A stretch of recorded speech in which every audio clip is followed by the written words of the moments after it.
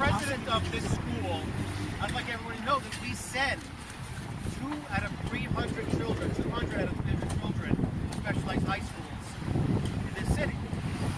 And everybody wants diversity. Everybody realizes that there's a problem. But the city's answer to the problem is bizarre.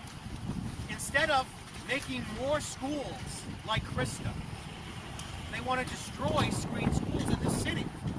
That doesn't make any sense. The social justice warriors years ago got rid of gifted and talented programs in many, many communities across this city. And that is why we don't have a pipeline of children who are doing well enough to get into specialized high schools. We need specialized schools in every single district. We need gifted and talented programs, starting in kindergarten, in every school in this city.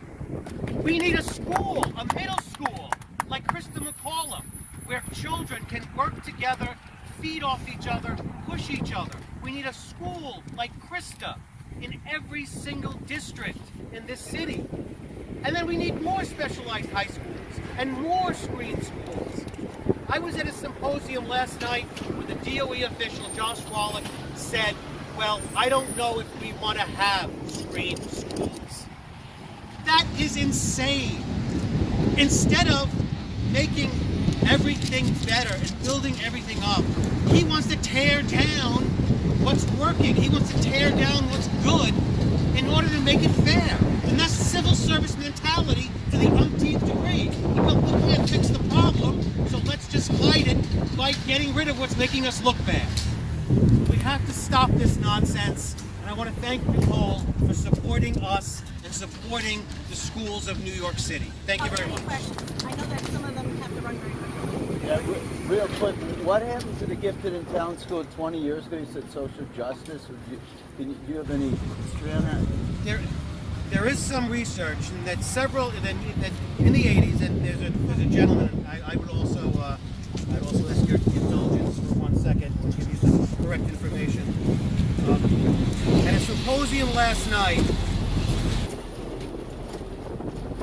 Dr. Syed Ali, along with his associate Margaret Chin, has done research into this matter and to what happened. And according to his work, and he has two studies coming out, what's going on in New York's public schools, and another book, The Peer Effect, where he delves into this matter, is that years and years ago, they wanted to do away with tracking. And they did away with tracking all across the city.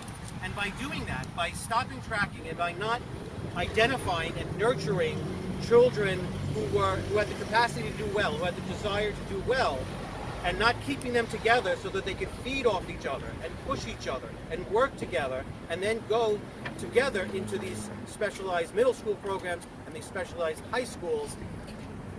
When they spread those children out and they took them away from being in a similar environment with similar children, that's when, instead of bringing everything else up, which is their thinking is that if you have children that are really, really doing well, instead of grouping them together, let's spread them out.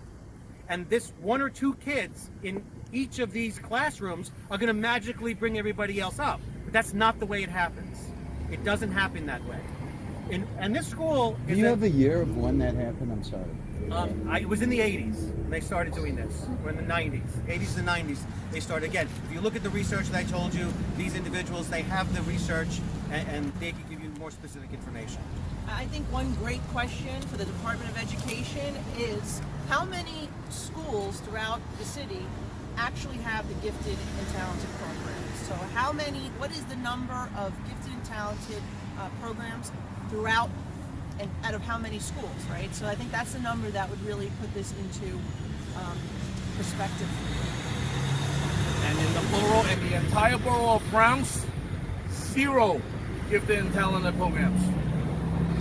So all of these children that could be identified at 4 years of age and nurtured, they're not being fed into the pipeline to make everything better and more diverse. And I've been very critical of the mayor spending $700 million on Renewal Schools program, which was a way for him to hire high-priced consultants who happen to be friends of the chancellor. And to me, that money would have been better spent in investing, as we just mentioned, Bronx, because 0 gifted and talented schools. Well, then you wonder why you have an issue when you get to the high school level. And so I think that the money should have been better spent in that by investing and expanding our gifted and talented programs at the early level, so we can make sure that everyone has the ability to qualify and be in a specialized school, and that's great. We should be looking to have all specialized schools, right? Yeah.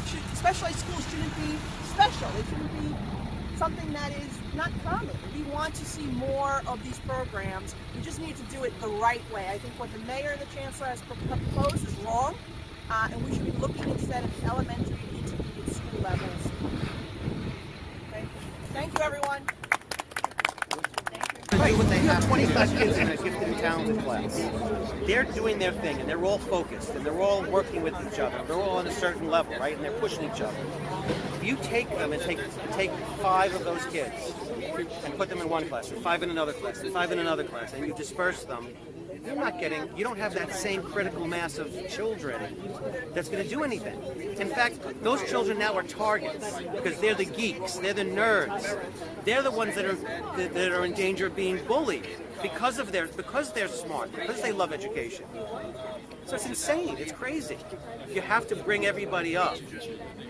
Pulls those children down instead of bringing everybody up.